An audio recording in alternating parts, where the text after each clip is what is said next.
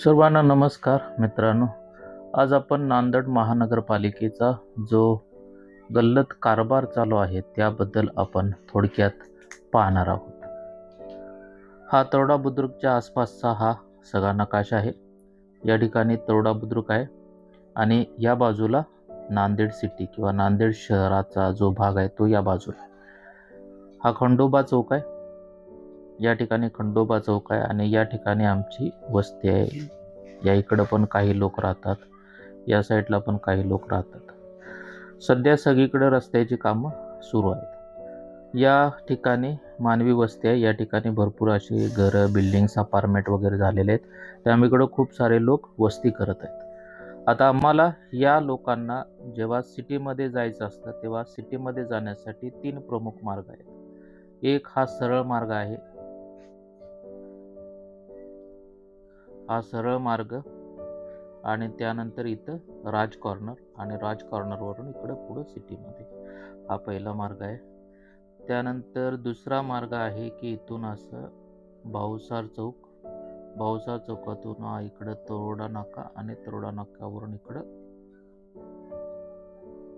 राज corner आणि राज कॉर्नरवरून इकडं सिटीकडे. त्यानंतर तिसरा मार्ग आहे की खंडोबा चौक आहे. या खंडोबा चौकातून इकडं असं सांदीपनीच्या बाजूला जाणे आणि हा जो तरोडा बुद्रुक रोड आहे, या तरोडा बुद्रुक रोडनं इकडं चैतन्यनगर, या ठिकाणी चैतन्यनगर चौक आहे आणि या चौकाच्या इकडून असं इकडं राज कॉर्नरला किंवा इकडून पीरपुरांकडून आपण सिटीमध्ये जाऊ शकतो. तर हे 3 प्रमुख रोड आहेत. हा मच्छी मार्केटचा हा जो मेन रोड आहे, त्यानंतर हा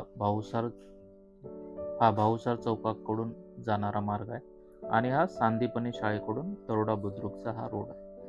तर हे 3 रोडच आहेत की ज्या रोडवरून 4 चाकी वाहन जाऊ शकतं किंवा SV गाड्या या रोडवरून जाऊ शकतात. आधीमध्ये भरपूर सारे लहान मार्ग आहेत, परंतु त्या मार्गावरून 4 व्हीलर नेणं अवघड आहे. त्यामुळे हे 3 मार्ग प्रमुख आहेत. आता सध्या मालेगाव रोड हा जो आहे, मालेगाव रोडचं काम चालू आहे. या ठिकाणचा एक साईडचा रस्ता झालेला आहे, परंतु एका बाजूचा रस्ता अजून अपूर्ण आहे. त्यामुळे या साईडला सुद्धा ट्रॅफिकची जास्त प्रमाणामध्ये गर्दी असते. कारण या ठिकाणी बॅरिगेड्स कुठे लावलेले नाहीत.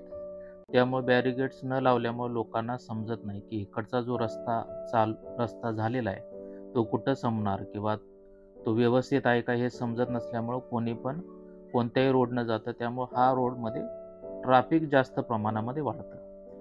त्यानंतर या मालेगाव रोडचं सुद्धा काम चालू आहे. त्यानंतर सध्या या रोडचं सुद्धा काम चालू आहे. हा जो शिव रोड आहे, याला शिव रोड म्हटलं जातं, याचं सुद्धा काम चालू आहे आणि कधी कधी हा रोड सुद्धा या ठिकाणी बंद करण्यात येतो आणि या ठिकाणी सुद्धा 4 व्हीलर नेता येत नाही, 2 व्हीलर जाऊ शकतात. त्याचप्रमाणे आता हा रोड आहे सांदीपनीकडे जाणारा, या रोडचं सुद्धा सध्या काम चालू आहे 2-3 दिवसापासून आणि इकडून सुद्धा 4 व्हीलर नेणं म्हणजे खूप अवघड काम. आता 3 जे मार्ग आहेत, मालेगाव रोड आहे, शिव रोड आहे आणि त्यानंतर हा सांदीपनी रोड, हे 3 मार्ग या लोकांना जाण्यासाठीचे आहेत आणि या 3 मार्गावरती रस्त्याचं काम चालू असल्यामुळं 4 व्हीलर किंवा 4 चाकी वाहन नेण्यासाठी खूप लोकांना त्रास होतो. आता माझा एक प्रश्न आहे,